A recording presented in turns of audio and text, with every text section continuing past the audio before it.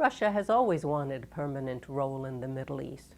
The question has been, when has Russia been able to exert that influence and find openings to be able to assume a more prominent position? Russia historically has been in the Middle East from the time of interests before even World War II. Even if you go back to Russia through education in schools and protecting Orthodox communities in the region, from Egypt to Palestine to Lebanon, Jordan, Syria, you find Russian schools from the late 1800s. So it is interesting. This is a fact that often is not well known to people. But Russia has always had a finger on the pulse of important places with regards to education and religion, of course, the Orthodox churches, whether it's in Jerusalem or Antioch or other, Damascus and other key cities in the old Byzantine Empire. The Soviet Union was very interested in a warm water port. They've always wanted to be on the Mediterranean. They wanted to cultivate relations with key players in the Middle East. Of course, some of the biggest players, if you look at the Middle East in the second quarter of the last century, the axis of power was really Cairo, Baghdad, Damascus, probably in that order.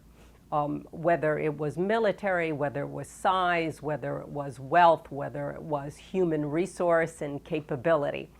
And when the United States was not necessarily convinced about Nasser and was concerned about his proclaimed non-alignment and not tilting to the West in the same way that other actors in the region were willing to tilt, Nasser was open to being approached by the Soviet Union in terms of arms, in terms of military training, particularly military training.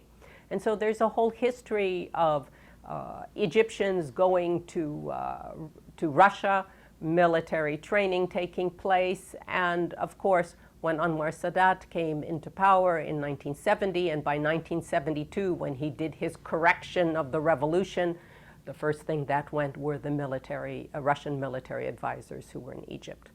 Now, in Syria, the same thing, where you had, in 1970, when Hafez al-Assad came to power, and this was something that was concerning to the US, the Soviets, seeing an opportunity, started to ingratiate themselves, started training, and then actually the first naval port for the Russians is in Tartus, which was established in 1971.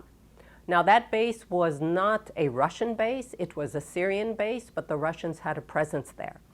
Now, through the years, the Russians always had military relations until the collapse of the Soviet Union in 1990, when there were no longer those kinds of relations. But even today, if you look at the Syrian regime, their aircraft are MiGs, their missiles are Russian. And more recently, out of, I guess, gratitude and wanting to solidify his position with Russia, Bashar al-Assad now not only has made the base at Tartus, I think it was in 2017, a more permanent Russian base, where they have a more sovereign jurisdiction over the base. They also now have operating out of Hameimat Air Base, which is nearby as well. So now you have a naval and an air force presence of the Russians in Syria.